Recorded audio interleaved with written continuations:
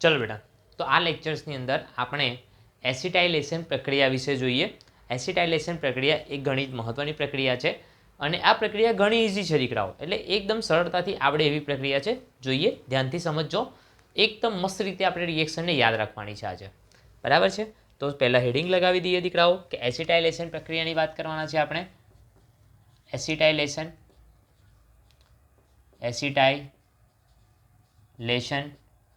પ્રક્રિયાની વાત કરવાની છે. એસિટાઇલેશન પ્રક્રિયા નેમિંગ રિએક્શન છે દીકરાઓ, યાદ રાખજો. આ એક ઓર્ગેનિકની નેમિંગ રિએક્શન છે, એ પણ ખાસ મગજમાં યાદ રાખજો, બરાબર.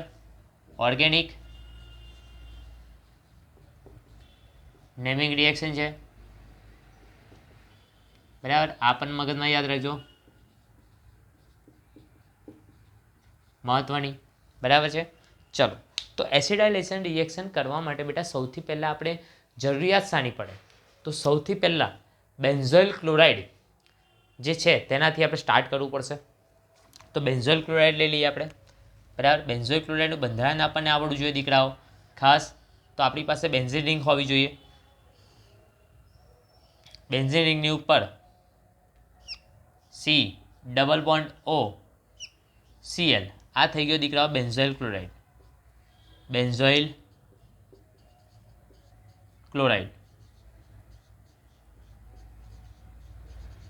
જેની પ્રક્રિયા ઇથેનોલ સાથે આપણે ઇથેનોલને કંઈક આ રીતના ઉલટું લખીએ, જુઓ ધ્યાનથી. તો કે CH3 CH2 OH, બરાબર. આ છે ઇથેનોલ. અથવા તો આપણે બીજા નામે લખી શકીએ ઇથાઇલ આલ્કોહોલ. ઇથાઇલ આલ્કોહોલ, બરાબર છે. ખાસ ઇથેનોલ અથવા ઇથાઇલ આલ્કોહોલ છે, બરાબર. પ્રક્રિયા જે છે દીકરાઓ એ એક્વાઇઝ NaOH ની હાજરીમાં આ પ્રક્રિયા કરવામાં આવે છે દીકરાઓ. પ્રક્રિયાને અંતે શું જોવા મળે છે એ પણ સમજો કે અહીંયા તમે જોઈ શકો કે અહીંયા H છે અને અહીંયા Cl છે. અહીંયા H છે અને Cl છે. આ બંને રિમૂવ થઈ અને શું અલગ થઈ શું મળી જશે? HCl મળી જશે. અને બાકીનો જેટલો પણ પાર્ટ છે એને આપણે એટેચ કરી દેવાનો છે, જોડી દેવાનો છે. તો સમજો કે શું જોડીશું? તો કે સૌથી પહેલાં આપણે બેન્ઝીન રિંગ દોડી દઈએ દીકરાઓ. બેન્ઝીન રિંગ આવી ગઈ, જુઓ ધ્યાનથી, બરાબર. સાથે સાથે રિંગ ફોર્મેશનમાં આપણે દર્શાવીએ છીએ ઉપર. ઓકે, અહીંયા આ કાર્બન પર છે, અહીંયા એટેચ કરાવે. ચાલો, શું આવશે? C ડબલ બોન્ડ O સાથે O, બરાબર. O CH2 CH3. તો અહીંયા વાત કરીએ CH2 અને CH3, બરાબર દીકરાઓ. તો આ શું થશે દીકરાઓ? તો આ એક બંધારણ જે છે એને આપણે ઇથાઇલ બેન્ઝોએટ તરીકે ઓળખીએ છીએ. યાદ રાખજો, ઇથાઇલ બેન્ઝોએટ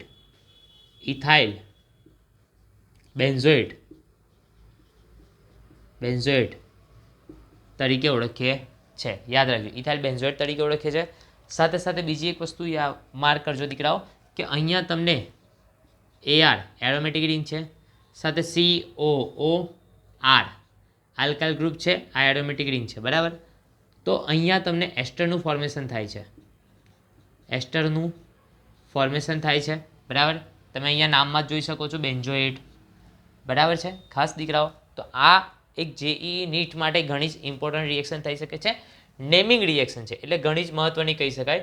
આપણે યાદ રાખી શકીએ JEE નીટ અને ગુજકેટ માટે બહુ જ ઇમ્પોર્ટન્ટ રિએક્શન છે, બરાબર છે. ખાસ મગજમાં યાદ રાખજો. ઘણીવાર આ રિએક્શનમાંથી આપણને બેનિફિટ મળી શકે છે, બરાબર છે. ચાલો, અને જો આવી બીજી જ રિએક્શન તમારે જે પણ રિએક્શન શીખવી હોય દીકરાઓ એ તમે કમેન્ટ સેક્શનમાં જણાવતા રહો. વિડીયો જોયા પછી કમેન્ટ સેક્શનમાં જણાવો, જેથી બીજી કઈ રિએક્શનની જરૂર છે એ અમે તમને પ્રોવાઈડ કરીશું. ઓકે, ચાલો જોઈ લો એકવાર ધ્યાનથી.